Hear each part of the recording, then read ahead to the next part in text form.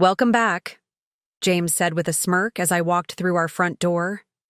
His unusually smug expression immediately sent warning signals through my body. Before we jump back in, tell us where you're tuning in from. And if this story touches you, make sure you're subscribed, because tomorrow I've saved something extra special for you. I set my suitcase down slowly, studying his face. Something was very wrong. The penthouse apartment felt different somehow, colder despite the afternoon sunlight streaming through the floor-to-ceiling windows. After a week away visiting my sister in Boston, I'd been looking forward to coming home. Now that familiar comfort evaporated under James's calculating gaze. "How was your sister's place?" James asked, leaning casually against the marble kitchen counter. His relaxed posture contrasted sharply with the intensity in his eyes. He was dressed impeccably as always. Tailored navy suit, crisp white shirt, that expensive watch I'd given him for our 5th anniversary glinting on his wrist. "Fine," I replied cautiously. "Sophia's doing well with the new baby. Is everything okay here? You seem different." I glanced around, noticing subtle changes in our living room. New art on the walls. A sleek glass sculpture I'd never seen before on the coffee table. He chuckled, running a hand through his perfectly styled dark hair. "Actually, I've been quite productive while you were away. Made some big moves. Revolutionary ones, really." I raised an eyebrow. "What kind of moves?" A chill ran down my spine despite the warm May afternoon. 10 years of marriage had taught me to recognize when James was particularly pleased with himself, and right now, he was practically glowing with self-satisfaction. James pushed himself away from the counter and walked toward me with an air of triumph. His footsteps echoed against the hardwood floors as he circled me like a predator. "You know how I've been struggling with funding issues for Nexus Tech? How those venture capitalists have been hesitant." He paused, his smile widening. "But I found a solution. A brilliant one, if I do say so myself." My stomach tightened as I set my purse down on the side table. "James, what did you do?" "Your jewelry collection," he said, his voice dripping with accomplishment.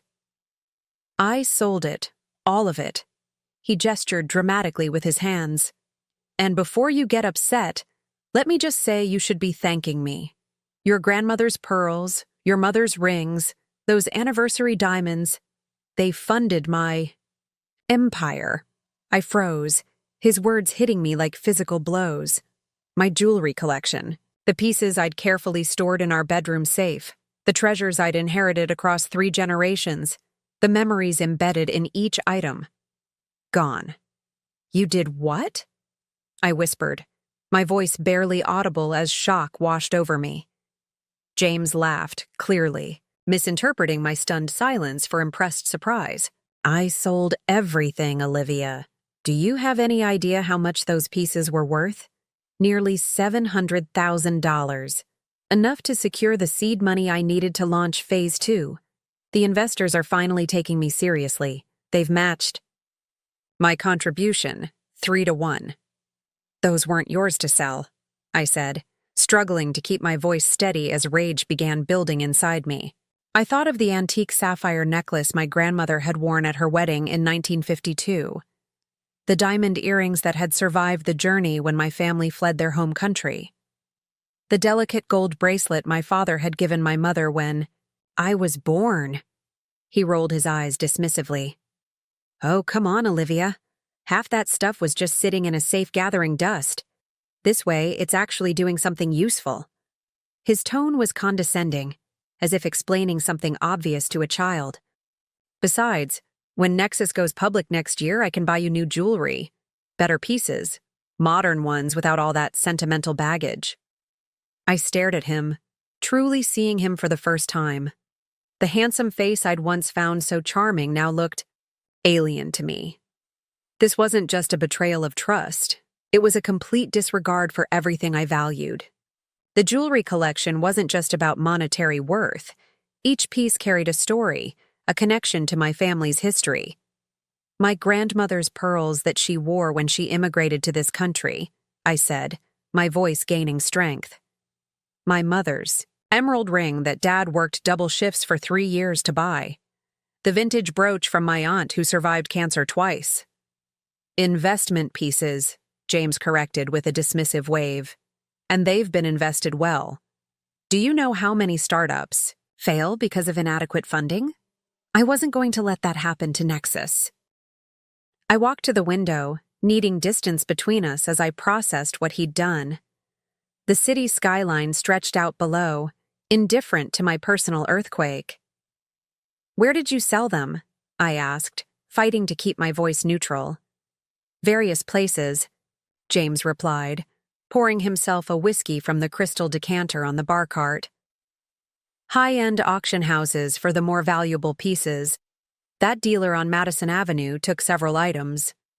I even sold that gaudy emerald pendant online, got a surprisingly good price for it. All sold without my knowledge or consent. All to fund James's startup dreams.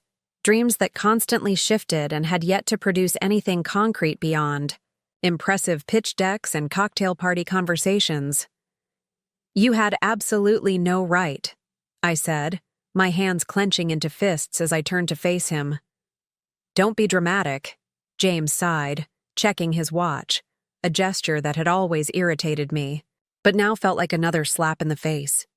It's just stuff. Replaceable stuff. What I'm building is revolutionary.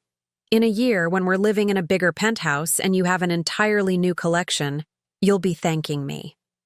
He took a sip of his whiskey, regarding me over the rim of his glass. I've got a dinner meeting with the board tonight. We're celebrating the new funding. Don't wait up. And with that, he strolled toward the bedroom to change, as if he hadn't just destroyed something precious and irreplaceable. What James didn't know, what made his smug smile so unbearable, was that I wasn't as careless as he thought. After a break-in at our neighbor's apartment 6 months ago, I'd taken precautions. I'd documented every piece in my collection with detailed photographs and professional appraisals. I'd filed separate insurance claims that James knew nothing about. More importantly, I'd installed tiny GPS trackers in the settings of my most valuable pieces, a security measure the jewelry store had recommended for high-value heirlooms after a series of thefts in our upscale building. As I stood by the window, I pulled out my phone and opened an app. 6 distinct dots pulsed on the map of Manhattan. James had no idea that I could track exactly where my grandmother's pearls had gone. No idea that I'd already received a security alert on my phone the moment they left our home's perimeter. He thought he'd won. But his empire was about to crumble before it even began. My name is Olivia Reeves, and I've spent 10 years married to a man who always prioritizes his ambitions above everything else. When we met at a charity gala in 2015, James had been charming, brilliant, and full of vision. A Stanford MBA with dreams of revolutionizing the tech industry, he spoke passionately about changing the world while making his mark on it. I was captivated by his confidence and drive, his ability to command attention in any room. Back then, I admired his ambition. I believed in his dreams and supported them without hesitation, even using my connections as a gallery curator to introduce him to potential investors. We were a power couple. He with his business acumen, me with my eye for beauty and value, my family's social standing opening doors for both of us. The first few years of our marriage had been good, great even. James landed a position at a prestigious venture capital firm, and I expanded my career curating for elite private collections. We bought the penthouse, traveled extensively, and built what I thought was a partnership. But over time, the cracks began to show. His first startup failed within 18 months, burning through our savings and a substantial investment from my parents. His second venture lasted longer but ultimately collapsed amid accusations of mismanagement. With each failure, James became more desperate to succeed, more determined to prove himself. And with each setback, he became more distant, more calculating. I stood in our living room now, staring at the empty space on the mantel where my grandmother's silver picture frame had been, likely sold along with her jewelry. The weight of James's betrayal pressed down on me, making it difficult to breathe. This wasn't a spontaneous decision. He must have been planning this for weeks, waiting for me to visit my sister so he could empty our safe without interruption. The realization that my husband could violate my trust so completely left me numb. The jewelry collection wasn't just valuable, it was irreplaceable. Each piece had been carefully passed down through generations of women in my family, surviving wars, immigration, and financial hardships. The pearl necklace had belonged to my grandmother Elena, who wore it the day she arrived in America from Greece in 1948, with nothing but a small suitcase and fierce determination. The sapphire ring had been my great-aunt Sophia's, a resistance fighter who had hidden Jewish families during the occupation. The diamond bracelet was my mother's, given to her by my father on their 30th anniversary, just months before his sudden death. These weren't just accessories, they were my heritage, physical connections to the strong women who came before me. And James had sold them off without a second thought, as if their only value was monetary. I moved to the bedroom, my footsteps deliberately quiet, as if I were an intruder in my own home. The walk-in closet looked untouched, my clothes still hanging in perfect order. But when I reached for the hidden panel in the back wall that concealed our safe, my hands trembled. I entered the combination, our wedding date, James's idea of romance, and the small door swung open to reveal an empty interior. No velvet jewelry boxes, no documentation. Nothing but vacant shelves mocking my trust. I closed the safe and sat on the edge of our king-sized bed, the Egyptian cotton sheets suddenly feeling like sandpaper against my skin. My phone buzzed with a text from James. Board dinner running. Late. Don't wait up. The casual message, as if nothing had happened, ignited something within me. Shock gave way to sharp, focused anger. I opened the tracking app again, watching as one of the dots, my grandmother's pearl necklace, moved slowly. Across Manhattan, according to the map, it was now at an upscale jewelry store on Fifth Avenue, not far from our apartment. On impulse, I changed out of my travel clothes into a simple black dress, applied fresh lipstick, and grabbed my coat. I wouldn't confront James tonight, not yet. First, I needed information. I needed to confirm what I already suspected, that my husband was not just selfish, but fundamentally dishonest. The spring evening was cool as I stepped onto the sidewalk outside our building, the doorman tipping his hat as I passed. Evening? Mrs. Reeves, shall I hail you a taxi? No, thank you, Jeffrey. I think I'll walk. The 10-block journey to Fifth Avenue gave me time to compose myself, to transform my anger into something more controlled, more calculating. By the time I reached the elegant storefront of Harrington & Sons Fine Jewelry, my hands had stopped shaking. A discreet brass plaque indicated the establishment had been in business since 1907, specializing in estate pieces and rare gems. I smoothed my dress and pushed open the heavy glass door. A bell chimed softly, announcing my arrival. The interior was hushed and elegant, glass cases displaying glittering treasures under perfectly positioned lighting, rich mahogany paneling, plush carpeting that muffled my footsteps. A silver-haired man in an impeccable suit approached with a polished smile. "Good evening, madam. How may I assist you today?" I returned his smile with practiced ease, the same expression I used at gallery openings when dealing with difficult collectors. "Good evening. I believe you may have recently acquired some pieces I'm interested in." "Of course. Any particular style or period you're looking for?" I hesitated, considering my words carefully. "Actually, I'm looking for a specific pearl necklace, 3 strands, graduated, with an Art Deco diamond clasp. It would have come in within the last week." His expression shifted subtly. A slight narrowing of the eyes, a tightening around the mouth. "Ah, I believe I know the piece you're referring to. A lovely example of 1920s craftsmanship." May I ask how you heard about it? We haven't displayed it yet. My husband mentioned it, I said smoothly. James Reeves? He said he'd sold it to you recently. Recognition flickered across the jeweler's face, quickly masked by professional courtesy. Mr. Reeves, yes. He brought in several exceptional pieces. He hesitated, then added, Forgive me, but he mentioned they were from his family's collection. Confirmation of James's lie struck like a physical blow, but I maintained my composure. Did he? How interesting. May I see the necklace, for old time's sake?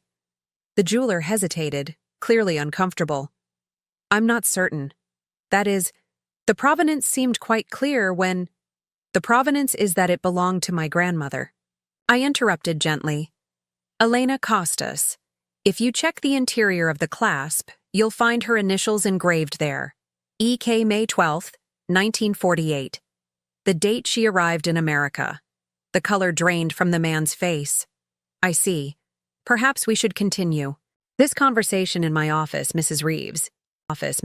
As he led me to a private room in the back of the store, I felt a strange calm settle over me. The shock and betrayal were still there, but now there was something else too. A plan forming, a path forward taking shape.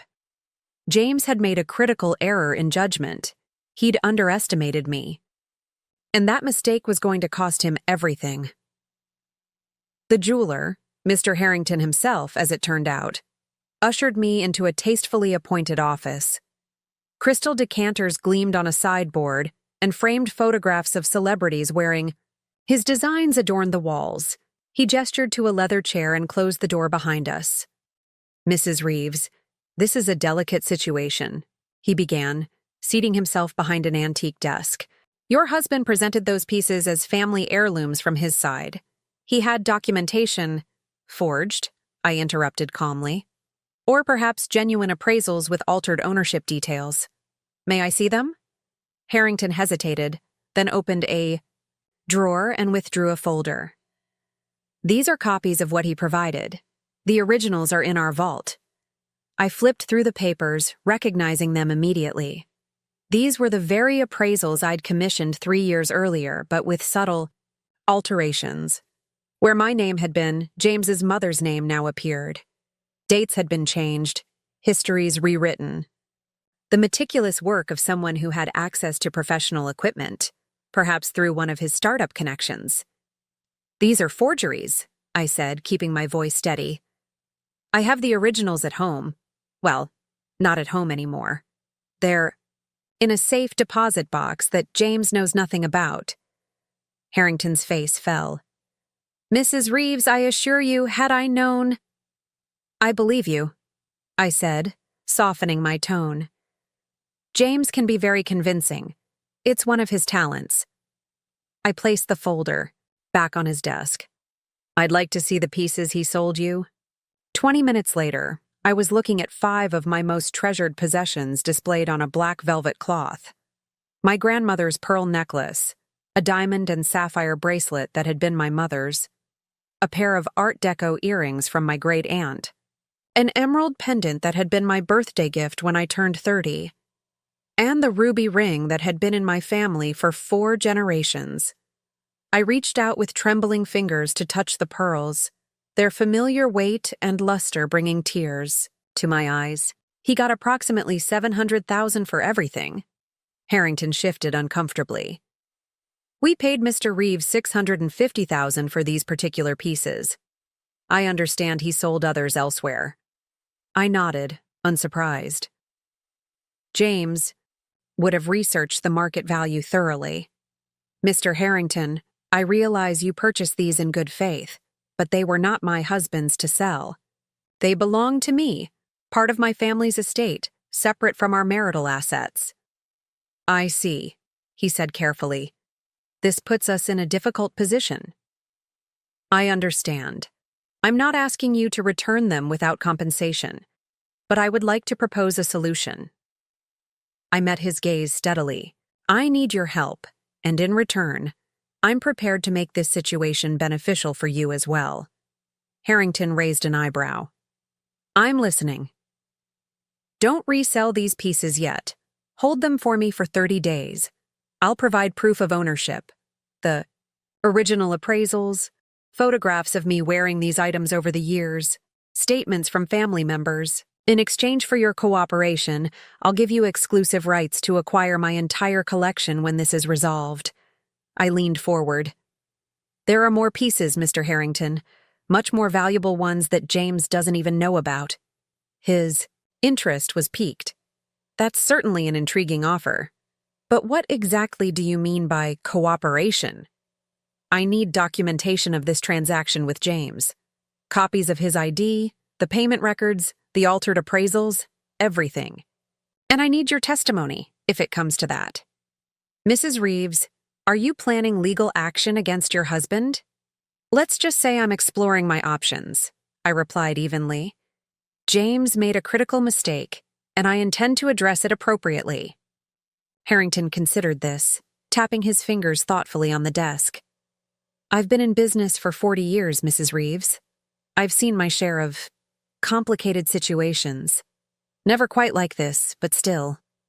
He sighed. What you're asking could potentially involve me in a messy legal battle.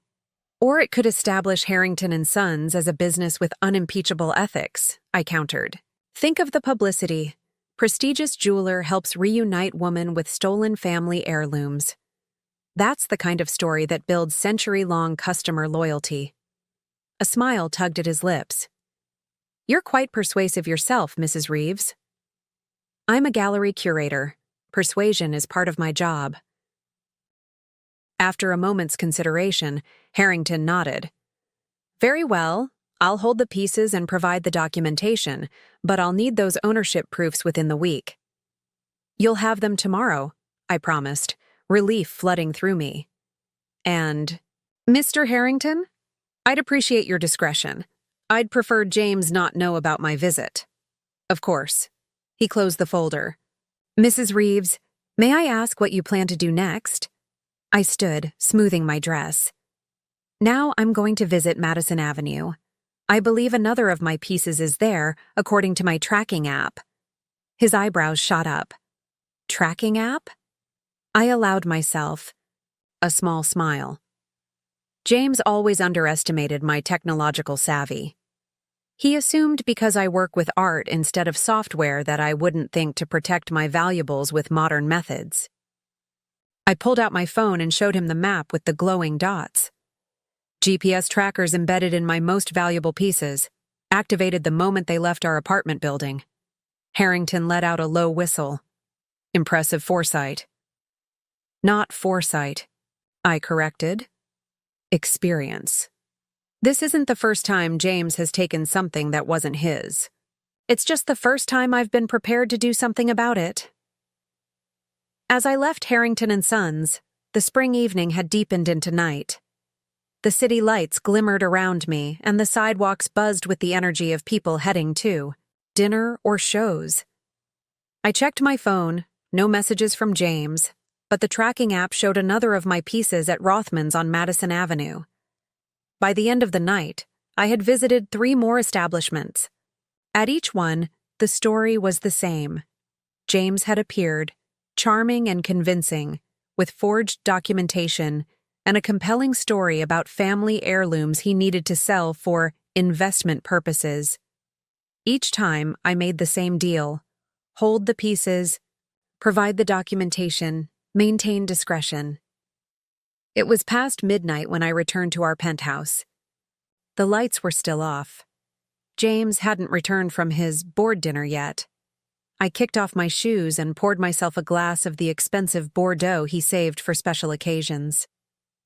Sitting in the darkness of our living room, I opened my laptop and began drafting an email to Diana Cho, the shrewdest attorney I knew. We'd attended Wellesley together, and she now specialized in high-profile divorce cases. In meticulous detail, I outlined what had happened and attached photos of the tracking app's data. As I typed, a strange sense of calm washed over me. The initial shock and hurt had crystallized into something harder, more focused. For years, I'd made excuses for James's selfishness, convinced myself that his ambition was admirable rather than toxic. I'd shrunk myself to make room for his outsized ego and dreams, but selling my family's heirlooms, that was a line I couldn't forgive him crossing. It wasn't just about the monetary value, though that was substantial. It was about respect, trust, and the blatant disregard for what mattered to me. I heard the elevator doors open in the hallway, followed by the sound of James's key in the lock. Taking a deep breath, I closed my laptop. Tomorrow, the real work would begin. But tonight, I would observe my husband with new eyes, watching him continue to believe he'd won. Because the one thing James had never understood about me, the thing that would ultimately be his undoing, was that I came from a long line of women who knew how to play the long game. My grandmother hadn't survived the German occupation by being rash.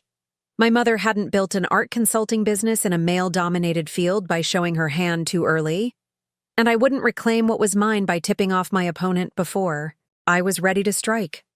The next morning, I woke before James, my mind clear despite the late night.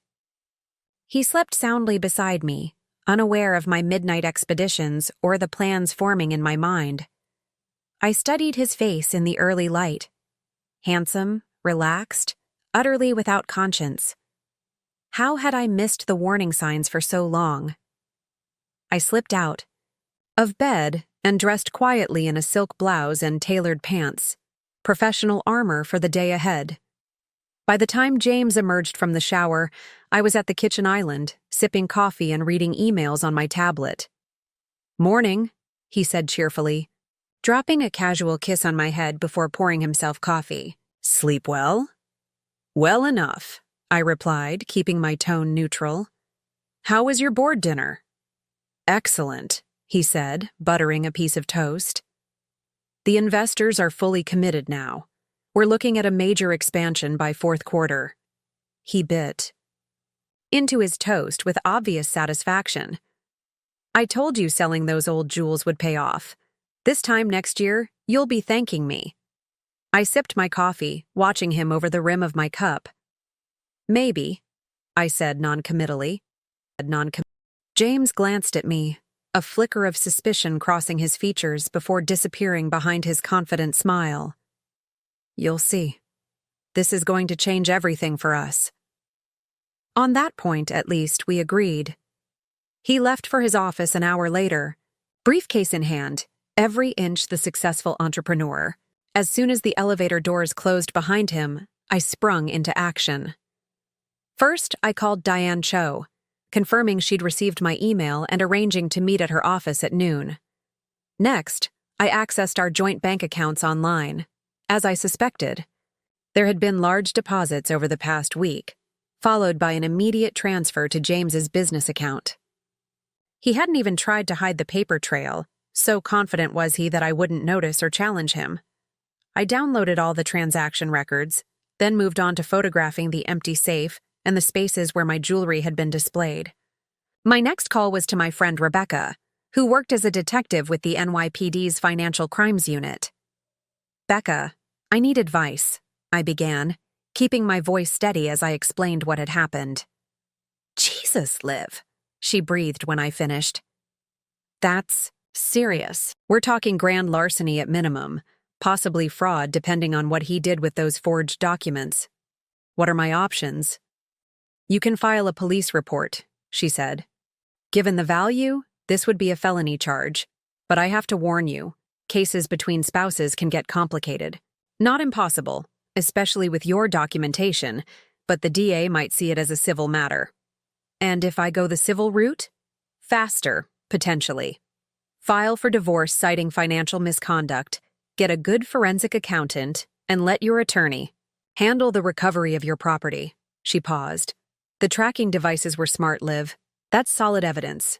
After hanging up, I retrieved my original jewelry appraisals from my personal safe deposit box. One James knew nothing about at a different bank than our usual one. By 11:30, I was in a taxi heading to Diana's office in Midtown, a file folder of evidence on my lap and a determination in my heart that had been long absent. Diana's corner office offered a commanding view of the city.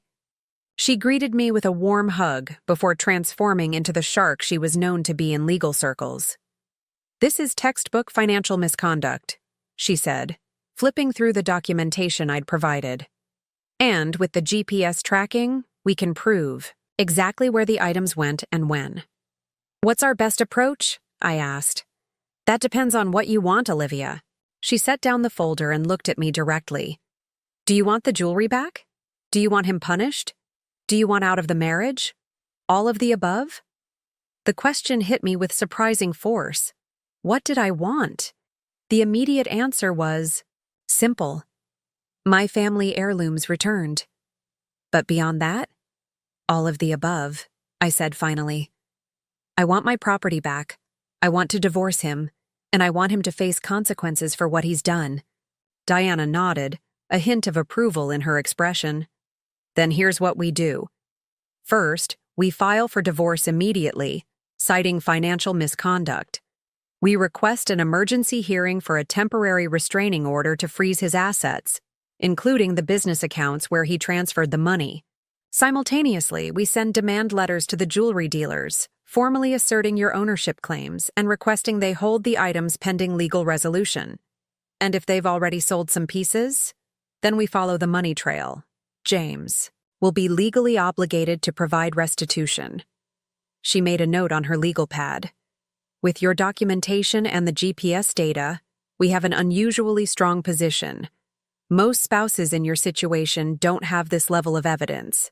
For the next 2 hours, we strategized and prepared documents. By the time I left Diana's office, she had filed for divorce on my behalf and submitted requests for emergency temporary orders to prevent James from accessing or transferring any more of our joint assets. My next stop was the bank, where I opened a new individual account and transferred half of our remaining joint funds, an amount I was legally entitled to as a spouse, Diana had assured me. I also collected records of all transactions from the past 6 months, which showed a pattern of James gradually moving money toward his business interests. Throughout the day, I maintained a calm exterior, but inside, a storm of emotions battled for dominance, betrayal, anger, grief for the relationship I had believed in, and underneath it all, a growing sense of liberation, as if I had been carrying a burden I hadn't recognized until it began to lift. By late afternoon, I had one more critical stop to make. I took a taxi to the offices of the New York Times, where my college roommate Caroline worked as a financial reporter. We met in the lobby cafe, away from curious ears. "This isn't just about my jewelry car," I explained after outlining the situation. "Based on what I've found, I think James may be using the money to artificially inflate his company's valuation. The timing of the sale coincides perfectly with his latest investor presentation." Caroline's journalistic instincts were immediately engaged. "You think he's committing securities fraud?" "I think it's worth looking into. The investors believe they're matching funds he legitimately raised, not knowing those funds came from selling stolen property. That's a serious allegation, Liv." "I know, and I'm not asking you to publish anything without verification, but if you start digging into Nexus Tech's recent funding round, you might find something interesting." Caroline studied me thoughtfully. "You've changed. The Olivia I knew 6 months ago would never have considered exposing James like this." I smiled faintly. "The Olivia you knew 6 months ago still believed her husband respected her." After parting with Caroline, I returned to the penthouse, my steps lighter despite the weight of the day's actions. I had set wheels in motion that couldn't be reversed. By morning, James would be served with divorce papers. By afternoon, he would discover his assets frozen. And in the coming days, he would learn that his financial maneuvers were under scrutiny from multiple directions. Part of me expected to feel guilty or anxious about these decisions, but instead, I felt oddly peaceful. For the first time in years, I was standing up for myself instead of accommodating James's ambitions at my own expense. I changed into more casual clothes and opened a bottle of wine, settling onto the balcony with a glass as the sun began to set over the city. My phone buzzed with a text from James. Working late, don't hold dinner. Another lie. The tracking app showed my great-aunt's emerald ring moving toward the Pierre Hotel, likely on James's finger as he met with someone who wasn't his board of directors. I typed back a simple okay and set down the phone. Let him believe all was well for one more night. Tomorrow would arrive soon enough. As darkness fell over the city, I made one final call to my sister Sophia in Boston. I'm leaving James, I said without preamble when she answered. A pause, then, what happened? I explained everything, my voice, steady and clear. When I finished, her response surprised me. It's about time, she said. I've been waiting years for you to see him clearly. You never said anything. Would you have listened? She asked gently. The question hung in the air, and I had to acknowledge the truth. Probably not. I wanted to believe in him, in us. And now? Now I believe in myself, I said, watching the city lights sparkle below. And that's enough to start with. The following morning arrived with a clarity I hadn't felt in years. I woke before dawn, made coffee, and watched the sunrise from our balcony. By 7:30 a.m., I had already exchanged 3 emails with Diana, confirming that James would be served with divorce papers at his office around 10 a.m. The temporary restraining order on our assets had been granted overnight by a judge who, according to Diana, had seen this kind of thing before and wasn't impressed. I was dressed and ready to leave when James emerged from the bedroom, adjusting his tie. A new one I didn't recognize, likely purchased with the proceeds from my family's treasures. You're up early, he commented, eyeing my outfit. Meeting? With a client? Something like that, I replied, gathering my purse and portfolio. How was your late night? Productive, he said smoothly. The board is excited about our expansion plans. We're looking at office space in Silicon Valley next week. Another lie. According to my tracking app, he'd spent 3 hours at the Pierre before moving to an address in Tribeca until nearly 2 a.m. I wondered if his mythical empire included a mistress. At this point, nothing would surprise me. That sounds exciting, I said neutrally. I have meetings all day, so don't wait for me for dinner. He barely glanced up from his phone. Fine by me. I'll be working late again anyway. We left the building together, parting ways at the curb, James to his waiting car service, me to a taxi. As my cab pulled away, I watched him in the side mirror, oblivious to the storm about to break over his carefully constructed life. My first meeting of the day was with Victor Chen, a renowned forensic accountant who specialized in high-net-worth divorce cases. Diana had arranged the consultation at her office, where the 3 of us gathered around a conference table spread with financial records. Based on my preliminary review, Victor said, adjusting his glasses as he examined the documents, there are several red flags in your husband's financial activities over the past 18 months. Such as? I prompted. Victor pointed to several highlighted transactions. These transfers from your joint accounts to his business, they're structured just below reporting thresholds, which suggests an attempt to avoid scrutiny. And here, he flipped to another page. He's been steadily increasing the valuation of Nexus Tech on paper without corresponding revenue growth. Classic signs of financial window dressing. Is it illegal? Diana asked bluntly. Some of it skirts the line, Victor replied. The unauthorized sale of Mrs. Reeves's separate property certainly is. The misrepresentation to investors could potentially violate SEC regulations, especially if he's using these funds to create the appearance of stronger capitalization than actually exists. I processed this information, a growing sense of disbelief washing over me. So he's not just stealing from me. He might be defrauding investors too. It appears that way, Victor confirmed. These documents show he reported a $2 million capital injection to his investors last week, presented as his personal investment in the company. Given the timing, approximately $700,000 of that likely came from your jewelry. Where would the rest have come from? I asked. Victor shuffled through more papers. There was a liquidation of stocks from your joint brokerage account 3 weeks ago, about $800,000 worth, and a home equity line of credit taken out against your apartment last month for $500,000. My stomach dropped. I never signed for a home equity loan. Diana and Victor exchanged glances. We'll need to look into that immediately, Diana said, making a note. If he forged your signature on loan documents, that's another serious offense. For the next 2 hours, we methodically traced money movements, identified unauthorized transactions, and built a comprehensive picture of James's financial maneuvers. The portrait that emerged was disturbing, a pattern of increasingly desperate attempts to fund his business ventures with whatever resources he could access, authorized or not. What happens now? I asked as we concluded the meeting. Now we go. On offense, Diana replied. The divorce papers should have been served about an hour ago. The temporary restraining order will freeze your joint accounts and prevent him from accessing the home equity line of credit further. Victor will prepare a complete forensic analysis for the court, and will file additional motions to have your separate property returned. What about criminal charges? I asked, remembering my conversation with Rebecca. That's your decision, Diana said carefully.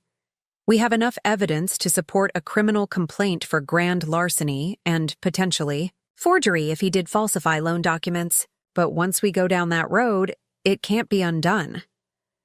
I considered this, weighing my desire for justice against the public spectacle a criminal case would create. Let's hold that card for now, I decided. See how he responds to the divorce filing, and restraining order first. As if on cue, my phone began buzzing with incoming calls. James, repeatedly. I silenced it and placed it face down on the table. He's been served, I said simply. Diana nodded. And now he's panicking. That's good. People make mistakes when they panic. After the meeting with Victor, I met with a private investigator Diana had recommended. A former FBI agent named Samantha Reyes, who specialized in asset recovery and fraud investigations. Samantha's office was considerably less glamorous than Diana's. A practical space in a converted warehouse in Chelsea, with filing cabinets and computer monitors rather than designer furniture. She herself was equally practical, mid-50s, with sharp eyes and an air of no-nonsense efficiency. I've reviewed the information Ms. Cho sent over, she said, gesturing for me to take a seat. Your tracking data is impressive. Most clients come to me after the assets are long gone. Will it hold up legally? I asked. The tracking? Absolutely. You own the jewelry, you placed trackers on your own property, and you received notifications when that property left parameters you'd established. Nothing illegal about protecting your own assets.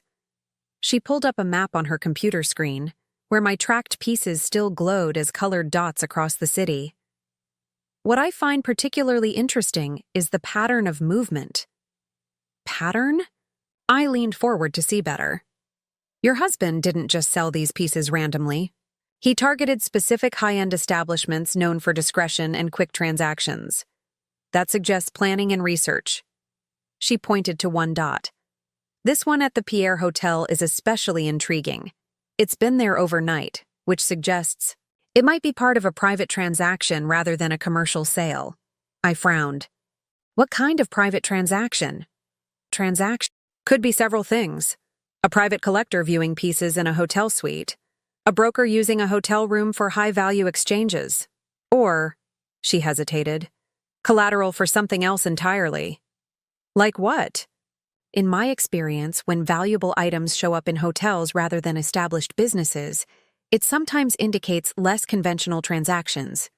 Gambling debts, loans from non-traditional sources, the kind of dealings people want to keep off, the books. The implication sent a chill through me. You think James might be involved in something illegal? Samantha shrugged. I'm not saying that. But I am saying that the movement patterns of these tracked items raise questions worth investigating. She tapped a few keys and the map zoomed in on the Pierre. With your permission, I'd like to establish surveillance on this location. If your jewelry is being used for purposes beyond a simple sale, that could significantly impact your legal position. Do it, I said without hesitation. I want to know exactly what he's doing with my property. By the time I left Samantha's office, the sun was setting, casting long shadows across the city streets. My phone showed 23 missed calls from James, along with a dozen increasingly angry text messages demanding I call him immediately. I ignored them all. Instead, I called Mr. Harrington, who confirmed he'd received the legal notice from Diana and would continue holding my pieces securely. I've also reached out to colleagues at other establishments, he added. Discreetly, of course. The word is spreading that these items were sold without proper authority. Thank you, I said, genuine gratitude in my voice. That means a lot. Mrs. Reeves, he said before hanging up.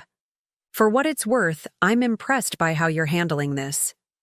Many people in your position would be falling apart. His comment stayed with me as I headed to my final meeting of the day, with a senior, private banker at First Manhattan Trust, where I intended to secure my remaining assets beyond James's reach. Diana had emphasized the importance of establishing financial independence immediately, and I was taking her advice to heart. As I walked into the bank's elegant lobby, my phone buzzed again with James's number. This time, instead of ignoring it, I turned the phone off completely. Whatever crisis he was experiencing, whatever demands or threats or pleas he wanted to make, they could wait. For the first time in our marriage, my needs came first. I didn't return to the penthouse that night. Instead, I checked into a suite at the Carlyle, a decision Diana had strongly recommended. Once he's been served, don't put yourself in a position to be manipulated face-to-face, she'd advised. The first 48 hours are critical. He'll try everything from rage to remorse to get you to back down. The elegant suite offered a sanctuary I desperately needed. After ordering room service, I finally turned my phone back on. 37 missed calls, 15 voicemails, dozens of texts that ranged from demanding to pleading. I listened to the first voicemail, James's voice tight with barely controlled fury. Olivia, what the hell is this? Divorce papers? Asset freezes? Call me back immediately.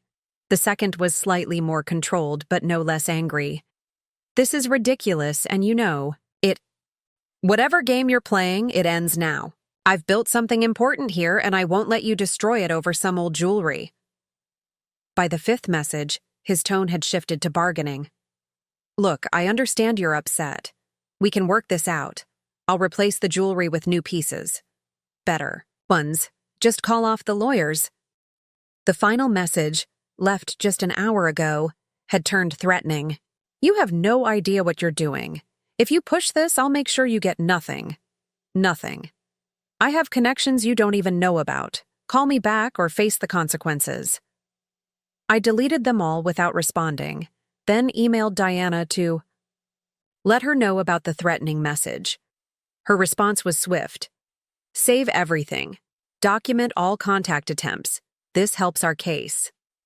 After a restless night, I woke early and met Diana for breakfast in the hotel restaurant. She arrived with a thick folder of documents and an air of satisfaction. The restraining order hit him hard, she reported, stirring her coffee. His corporate accounts are frozen, the home equity disbursements have been halted, and his lawyer called mine 3 times yesterday evening. His lawyer? I hadn't realized James had already retained counsel. Bradford Mills, corporate attorney, not really a divorce specialist. He's out of his depth here. Diana smiled slightly. They're requesting an emergency hearing to lift the asset freeze. Judge Watkins denied it, which tells me we drew the right judge for this case. I pushed my untouched breakfast aside. What's our next step? Building your support team, Diana said firmly. In cases like this, legal strategy is just one component. We need to shore up your personal, professional, and financial positions. She pulled out a notepad. So, let's talk about who we're bringing into your corner. Over the next hour, we mapped out a network of allies.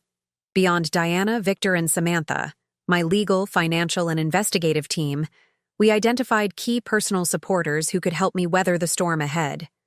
My sister Sophia, who had insisted on flying in from Boston immediately. My closest friends, carefully selected for their discretion and loyalty.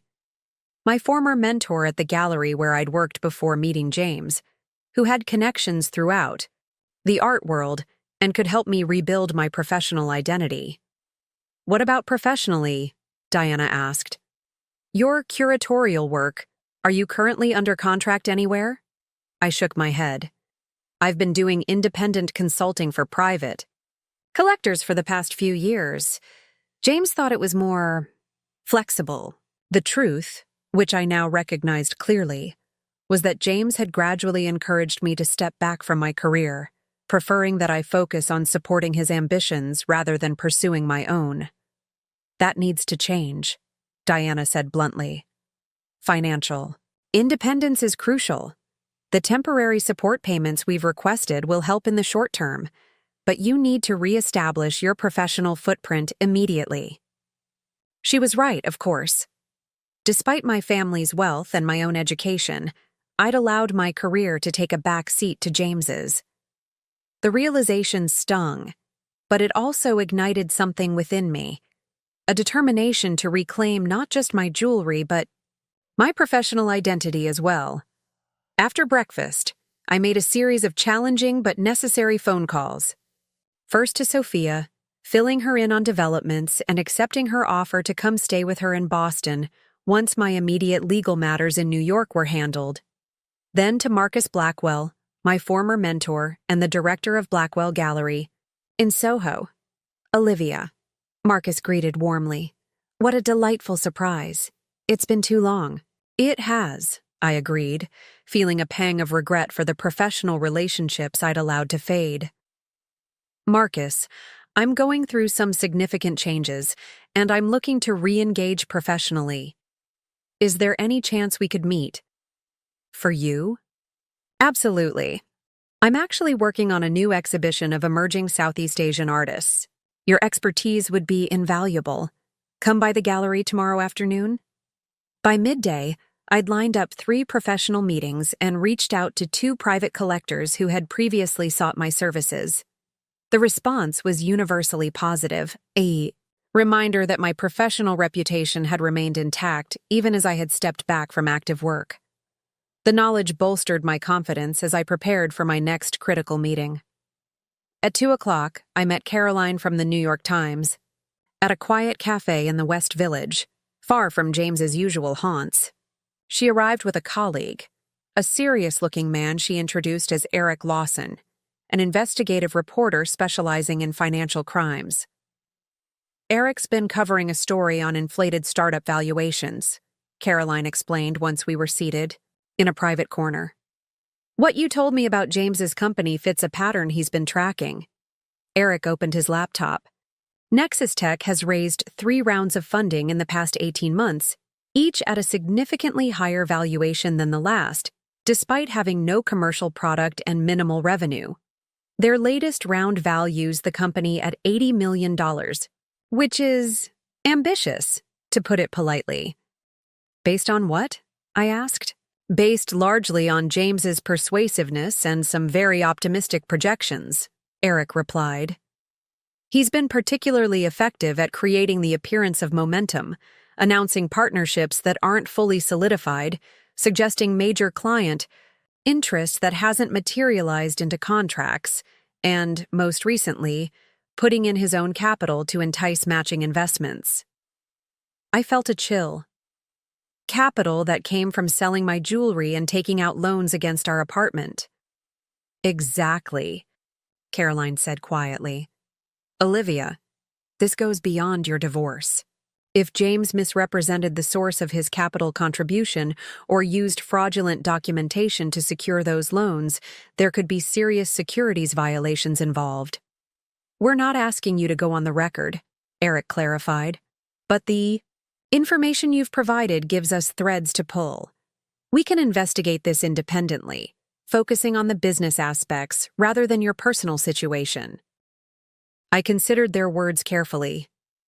Part of me wanted to protect James despite everything, a reflexive impulse born from years of partnership. But another part, the part that was growing stronger every day, recognized that true accountability might require public exposure. "What would you need from me?" I asked finally. "Documentation of the jewelry sales, if you have it," Eric said. "Dates, amounts, establishments involved. Nothing about your marriage or divorce. Just the financial timeline. That would help us correlate the capital injections with the sourcing of those funds." I nodded slowly. "I can provide that. My attorney has comprehensive records." "There's something else you should know," Caroline added, her expression serious. "We've heard rumors that several investors are growing concerned about Nexus Tech's governance. There's talk of an independent audit being requested." "How soon?" "Within weeks, possibly. If that happens and discrepancies are found—" She didn't need to finish the sentence. If James had misrepresented the company's financial position to investors, an audit would expose it, potentially triggering not just civil liability, but criminal charges as well. After Caroline and Eric left, I sat alone in the cafe, processing the implications of our conversation. The stakes were escalating beyond what I'd initially imagined. This wasn't just about reclaiming my property or ending a failed marriage. James's actions might have pushed him into legally perilous territory, with consequences far beyond our divorce. My phone buzzed with a text from Samantha, the investigator. "Activity at the Pierre. Your jewelry is on the move. Call me ASAP." I immediately stepped outside and dialed her number. "The emerald ring just left the hotel," she reported. "We had surveillance in place and got photos of the exchange. Your husband met with a man we've identified as Lawrence Kwan. He's a private lender known for working with tech startups that can't secure traditional venture capital." "What kind of lender?" I asked, already suspecting the answer. "The kind that charges 30% interest and doesn't report to credit bureaus," Samantha replied. "From what our operative observed, James appears to have used the ring as collateral for a loan. We're estimating in the range of $200,000 based on similar transactions we've monitored." I closed my eyes briefly, the full picture becoming clearer. "He's desperately trying to raise cash because our accounts are frozen." "That would be my assessment," Samantha agreed. "And Mrs. Reeves? These private lenders don't handle late payments with polite reminder letters. If your husband defaults—" "I understand," I said quietly. "Send everything to Diana immediately." As I ended the call, I realized I was building more than a legal case. I was assembling a complete picture of a man I thought I knew. A man who, when faced with the consequences of his actions, was choosing to double down rather than come clean. A man willing to risk not just his financial future, but potentially his freedom.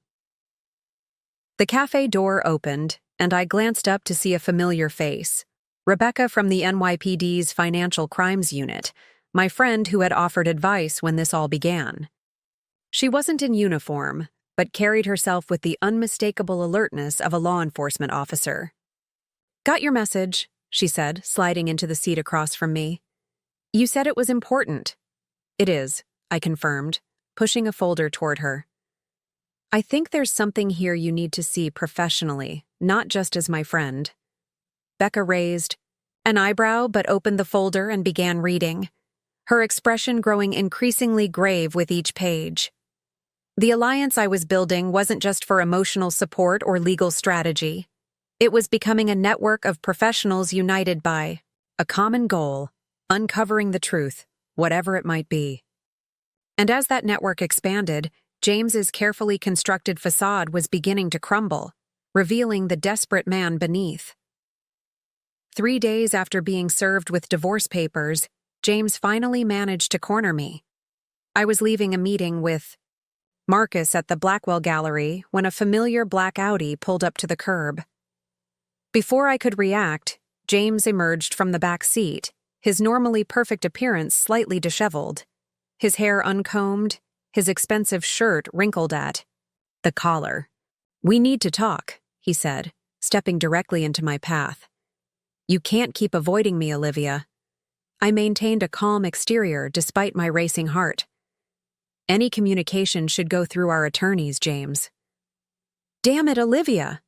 His voice rose, drawing glances from passers-by. "This is our marriage, not some business negotiation. You can't just walk away and hide behind lawyers. Like you hid behind forged documents when you sold my family heirlooms." I kept my voice low but firm. "Or when you took out a home equity loan using a signature that wasn't mine?" His expression flickered, surprise, then calculation. "I was going to tell you about that. It was a temporary measure to secure our future." Our future. I repeated the words, their emptiness striking me anew. "There hasn't been an hour in your plans for a long time, James. Everything has been about your ambitions, your dreams, your empire." "That's not fair," he protested, running a hand through his hair. "Everything I've built has been for us, for our lifestyle." "A lifestyle that apparently required stealing from me?" I shook my head. "I know about everything, James. The jewelry, the forged loan documents, the private lender at the Pierre." I watched his face pale at the last revelation. "Did you really think I wouldn't find out?" He grabbed my arm, his fingers pressing into my skin. "You need to stop this now," he said, his voice dropping to an urgent whisper. "You have no idea what you're interfering with. If Nexus collapses because of this divorce, we both lose everything." I pulled my arm free, suddenly, aware that Samantha's operative was photographing this encounter from across the street, exactly as we'd planned. "Let go of me," I said clearly, "and understand this. I'm not destroying anything. I'm simply holding you accountable for what you've already done." Before he could respond, a security guard from the gallery approached. "Is everything all right, Ms. Reeves?" "No, it's not," I replied, maintaining eye contact with James. "This man is harassing me. Could you please escort me to my car?" James's face hardened. "This isn't over, Olivia." "Actually, it is," I countered, turning away. "It was over the moment you decided my family legacy was yours to sell." The security guard stayed beside me as I walked to the waiting taxi. I didn't look back, but I could feel James's eyes boring into me, his anger palpable even at a distance. Once safely in the cab, I texted Diana. "Confrontation with Jay outside gallery. Physical contact, verbal threats, documented by surveillance." Her response was immediate. "Perfect. Filing for protective order now." The encounter with James, while unsettling, provided exactly what Diana needed: documented evidence of his intimidation tactics. By that evening, a temporary protective order was in place, legally barring James from approaching me or entering the Carlisle hotel where I was staying. The following morning, I met with Diana and Samantha to review our progress. Diana spread photographs across the conference table, James grabbing my arm outside the gallery, James meeting with Lawrence Kwan at the Pierre, James attempting to access our safe deposit box at the bank, and being denied. "He's getting desperate," Samantha observed. "Making mistakes." "And the protective order has teeth," Diana added. "Judge Watkins takes violations seriously. If James approaches you again, we call the police immediately." I studied the photographs, still struggling to reconcile this desperate, angry man with the charming, confident husband I'd known. "What about my jewelry? Any progress on recovery?" "Significant," Diana confirmed. "Mr. Harrington has formally acknowledged your ownership claim and provided a detailed statement about James's representations when selling the pieces. The other dealers are following suit, all except Rothman's, which apparently sold the diamond earrings already. However," Samantha interjected, "we've traced the buyer. It's a private collector in Chicago who's agreed to hold the earrings pending legal resolution. And the good news is, the tracking devices are still active on all pieces, which continues to provide us with real-time evidence.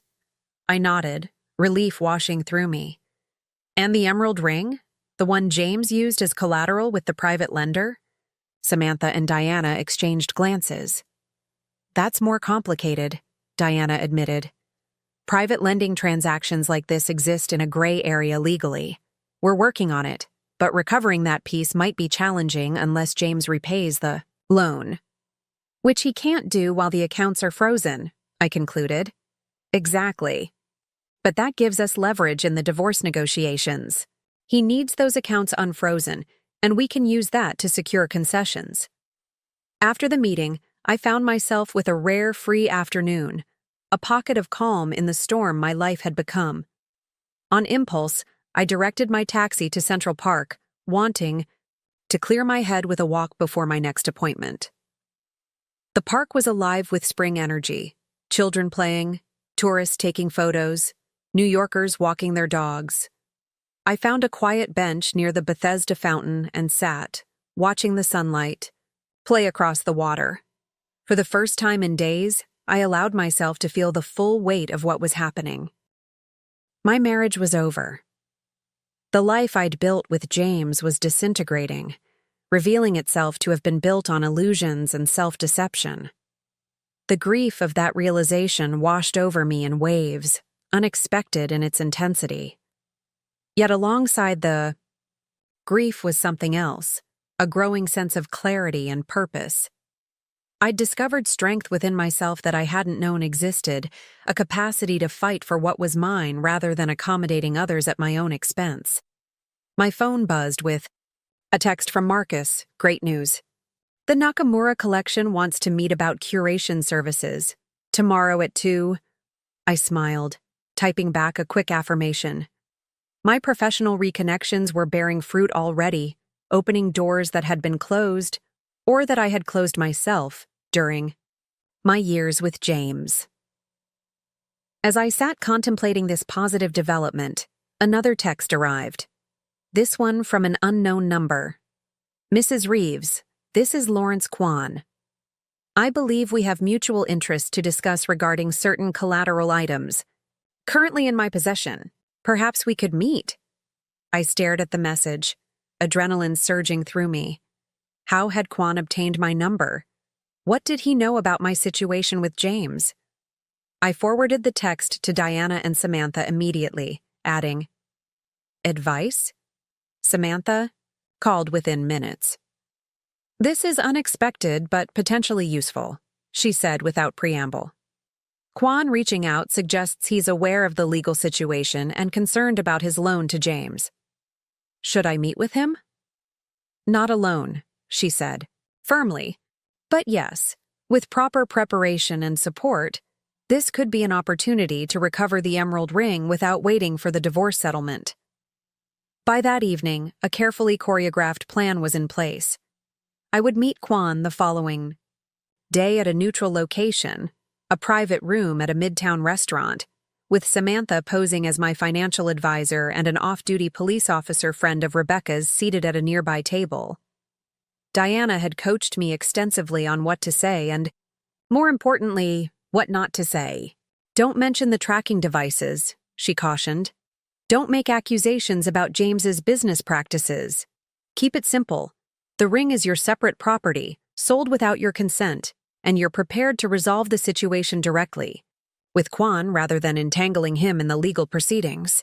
The meeting with Kwan was set for noon, leaving me the morning to prepare for both this crucial negotiation and the later meeting with the Nakamura collection.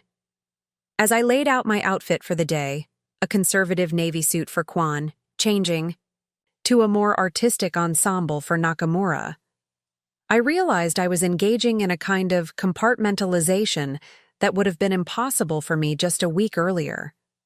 I was simultaneously managing a high-stakes divorce, rebuilding my professional identity, and preparing to negotiate with a private lender who operated in the shadows of the financial world. The old Olivia, the one who had deferred to James's decisions and priorities, would have been overwhelmed. but the woman I was becoming handled each challenge with increasing confidence. The next morning, I arrived at the restaurant 15 minutes early, as planned. Samantha was already there, dressed impeccably in a gray suit that conveyed quiet authority. The off-duty officer, introduced to me only as Mike, sat at the bar with a clear view of our private dining room. Lawrence Kwan arrived precisely at noon, a slim, elegant man in his 50s with silver-streaked hair and a tailored suit that probably cost more than most people's monthly rent. His handshake was firm, his smile professional but reserved. "Mrs. Reeves," he said as we sat at the table, "thank you for agreeing to meet. I must say this is an unusual situation." "It is," I agreed, matching his tone. "But I appreciate your willingness to discuss it directly." Kwan placed a small velvet pouch on the table but kept his hand resting on it.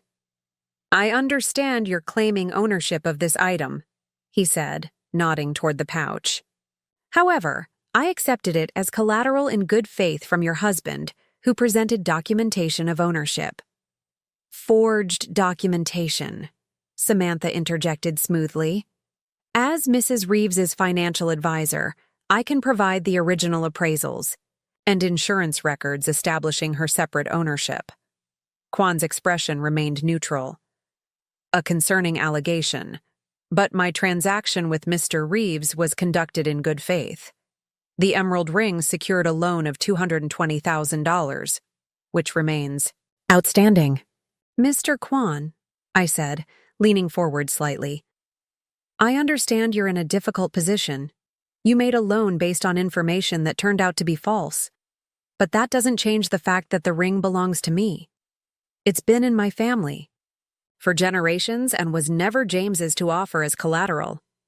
"Be that as it may," he replied, "I have a legitimate business interest to protect." I nodded, having anticipated this response. "Which is why I'm prepared to offer you a solution that keeps you out of my divorce proceedings entirely." His eyebrow raised slightly, the first crack in his composed demeanor. "I'm listening." "The loan amount was $220,000, I stated. "I'm prepared to pay you $250,000 to release the ring immediately, compensation for your trouble and a premium on your expected return. In exchange, you provide a statement confirming the transaction with James and return all documentation he provided." Kwan sat back, studying me with new interest. "That's generous. But may I ask why you wouldn't simply wait for your husband to resolve this matter? Surely in a divorce settlement—" "This isn't about money, Mr. Kwan," I interrupted. "That ring belonged to my great-aunt Maria, who wore it every day of her adult life, including during 2 battles with cancer.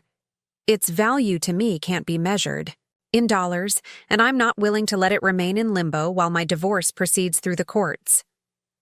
Something shifted in Kwan's expression, a flicker of understanding, perhaps even respect. "I see." He drummed his fingers lightly on the table, considering. "Your offer is fair, but I would need the funds transferred today, before releasing the ring." "We've anticipated that," Samantha said, opening her briefcase. "We've prepared a cashier's check for the full amount, to be exchanged simultaneously with the ring and the documentation. For the next 30 minutes, we negotiated the specifics of the exchange, verification of the ring's authenticity, the exact wording of Kwan's statement regarding his dealings with James, the mutual releases that would keep him out of my legal proceedings. By 1 o'clock, the deal was done. My great-aunt's emerald ring was back in my possession, and Kwan had his money plus a healthy premium. As he prepared to leave, Kwan paused. "Mrs. Reeves, if I may offer an observation, your husband is in deeper financial trouble than you might realize. This loan was not his first approach to me, merely the most recent. The information was unexpected, but not surprising. Thank you for telling me." He nodded once, almost imperceptibly. "Good luck with your divorce. Based on our brief acquaintance, I suspect you'll need less luck than skill." With that, he departed, leaving me holding the velvet pouch containing my recovered heirloom. Samantha waited until he was gone before breaking into a smile. That, she said with satisfaction, was textbook perfect. 1 down, 5 to go. I opened the pouch and tipped the emerald ring into my palm, its familiar weight and sparkle bringing tears to my eyes. This small victory, recovering a single piece of my stolen legacy, felt monumental. It was tangible proof that I could reclaim what was mine, that James's actions could be reversed through my own decisive countermoves. Diana will be thrilled, Samantha continued. This creates a precedent for the other pieces, and Kwan's statement about James's financial situation gives us another thread to pull. I slipped the ring onto my right hand, where my great-aunt had always worn it. Let's keep pulling those threads, I said, a new determination in my voice. All of them. The recovery of my great-aunt's emerald ring marked a turning point. What had begun as a desperate scramble to respond to James's betrayal had evolved into a methodical campaign to reclaim not just my jewelry, but my independence and self-respect. With each small victory, my confidence grew stronger, my resolve more unshakable. As Samantha had predicted, the successful negotiation with Lawrence Kwan created a template for recovering the other pieces. Within 2 weeks, I had secured the return of my grandmother's pearl necklace from Harrington & Sons and my mother's sapphire bracelet from an auction house on Madison Avenue. Each recovery felt like reclaiming a piece of myself, restoring connections to my family heritage that James had so callously severed. But just as things seemed to be progressing smoothly, an unexpected development changed everything. I was having breakfast at the Carlyle when Diana called, her voice tense with urgency. Turn. On CNBC, she said without preamble. Now. I grabbed the remote and switched on the television. The headline scrolling across the bottom of the screen sent a jolt through me. Nexus Tech under investigation for securities fraud. CEO James Reeves facing potential criminal charges. The financial reporter was mid-sentence. Sources close. To the investigation confirmed that the SEC is examining whether Nexus Tech misrepresented its financial position to investors, particularly regarding the source of a recent $2 million capital injection. The company's accounts have been frozen pending further investigation. Oh my God, I whispered, watching as James's corporate headshot appeared on the screen alongside the damning headline. It's not just about the jewelry anymore, Diana said grimly. The SEC doesn't mess around, Olivia. This is federal territory now. I sat down heavily, struggling to process this escalation. Despite everything, I had never intended for James to face criminal charges. The divorce, the recovery of my jewelry, those had been about reclaiming what was rightfully mine, not about destroying him. What happens now?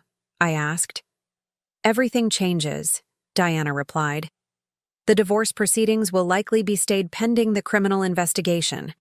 The good news is that your separate property claims for the jewelry are even stronger now, as they're part of a broader pattern of financial misconduct. After hanging up, I sat in stunned silence, staring at the television as financial analysts dissected Nexus Tech's troubles. The story had all the elements the media loved: a charismatic CEO, allegations of fraud, and hints of personal drama behind the scenes. By noon, James's face was on every business channel, his reputation disintegrating in real time. My phone rang again. Caroline from the New York Times. It wasn't us, Olivia, she said immediately. Eric's story wasn't ready yet. This came from somewhere else. One of James's investors went directly to the SEC after an internal audit raised red flags. I never wanted this, I said quietly. I know, but from what we've uncovered, James has been playing fast and loose with investor funds for months. The jewelry was just the final piece of a much larger pattern. Later that afternoon, as I was meeting with Mr. Harrington to authenticate the returned pearl necklace, my phone lit up with a call from an unknown number. Something told me to answer it. Olivia. James's voice was barely recognizable, hoarse, desperate. Everything's falling apart. They're saying I committed fraud. They've frozen the company accounts, my personal accounts, everything. I signaled to Mr. Harrington that I needed privacy and stepped into his office. Where are you calling from? A burner phone. They took my cell as evidence. He laughed bitterly. Can you believe that? They came to the office with warrants, boxes, the whole 9 yards, 10 years of work, gone in an afternoon. Despite everything he'd done, I felt a flicker of sympathy. I'm sorry it's come to this, James, but I didn't go to the SEC. No? His tone hardened. Just to divorce attorneys and private investigators. And journalists. You set this whole thing in motion, Olivia. You could have just talked to me about the jewelry. We could have worked something out. Like we worked out the unauthorized home equity loan? Or the forged documentation? I kept my voice even, refusing to be baited. You made your choices long before I made mine. I need your help, he said, his voice dropping to a whisper. They're looking for some of the documentation, the papers from the jewelry sales. If you could just say you authorized— Stop. The word came out sharper than I intended. I'm not going to lie for you, James. Not to protect you from consequences. You created. There was a long silence, broken only by the sound of his ragged breathing. They're saying I could go to prison, he finally said. Then you should hire a good criminal defense attorney instead of asking your soon-to-be ex-wife to commit perjury. I paused, then added more gently, I didn't want this outcome, James. I just wanted what was mine. And now you have it. He said bitterly. The jewelry, the divorce, my complete humiliation. Congratulations, Olivia. I never knew you had it in you. The line went dead before I could respond. I stared at the phone, a complex mix of emotions washing over me. Sadness, for what could have been, anger at his continued manipulation, and a strange sense of closure. James still didn't understand that this had never been about hurting him. It had been about standing up for myself. The news of James's legal troubles changed the dynamics of everything. The divorce proceedings were indeed stayed pending the criminal investigation, but Diana assured me this would ultimately work in my favor. The evidence of financial misconduct is mounting daily, she explained during our update meeting. When we eventually resume the divorce, his position will be significantly weakened. In the meantime, I focused on rebuilding my life. The meeting with the Nakamura collection that James had tried to sabotage was rescheduled, resulting in a 6-month contract to curate their new exhibition. Marcus offered me a position as a senior consultant at his gallery, which I accepted, with enthusiasm. My professional identity, which had been gradually subsumed by my role as James's wife, began to flourish once more. 3 weeks after the SEC investigation became public, I received a call from Diana with unexpected news. Bradford Mills reached out, she said, referring to James's attorney. They want to discuss a settlement agreement for the divorce. I thought everything was on hold because of the criminal case. It is, technically, but they're proposing a separate property agreement that could be executed now. Essentially, James would formally relinquish any claim to your jewelry collection, acknowledge the pieces as your separate property, and agree to reimburse you for the pieces that can't be recovered directly. Why would he offer this now? I asked, suspicious of any gesture that seemed generous. Because he's desperate for cash for his legal defense, Diana said bluntly. The agreement would include unfreezing a portion of his personal assets in exchange for these concessions. It's actually a smart move for both sides. You get clear title to your jewelry without waiting for the criminal case to resolve, and he gets funds for his defense. After consulting with Diana and Samantha, I agreed to the settlement terms. 2 days later, in a sterile conference room with lawyers on both sides, I saw James for the first time since his desperate phone call. He looked diminished somehow, his designer suit hanging slightly loose, dark circles under his eyes, his usual confident posture replaced by a defensive hunch. Our eyes met briefly as he entered, but he quickly looked away, focusing intently on the documents his attorney placed before him. We didn't speak directly. Everything was conducted through our legal representatives. In less than 30 minutes, it was done. James had signed away any claim to my jewelry and agreed to compensate me for the pieces that couldn't be physically recovered. As he stood to leave, he paused, finally meeting my gaze again. "I never thought it would end like this," he said quietly. "Neither did I replied. It was the truth. I had once believed our marriage would last forever, that the charismatic man I'd fallen in love with would be my partner through life's journey. I couldn't have imagined this ending when we'd exchanged vows 10 years earlier. For what it's worth," he added, his voice barely audible. "I'm sorry about the jewelry. I didn't understand what it meant to you." Before I could respond, his attorney touched his arm, guiding him toward the door. I watched him go, struck by the inadequacy of his apology. He still didn't fully grasp that the jewelry represented more than monetary value or sentimental attachments. It symbolized a heritage of strong women who had overcome challenges, a legacy I was now continuing in my own way. In the months that followed, life settled into a new rhythm. I moved out of the Carlisle and found a charming apartment in the West Village, far from the penthouse I'd shared with James. My work with the Nakamura collection received critical acclaim, opening doors to other prestigious curatorial opportunities. Sophia visited often from Boston, our relationship stronger than it had been in years.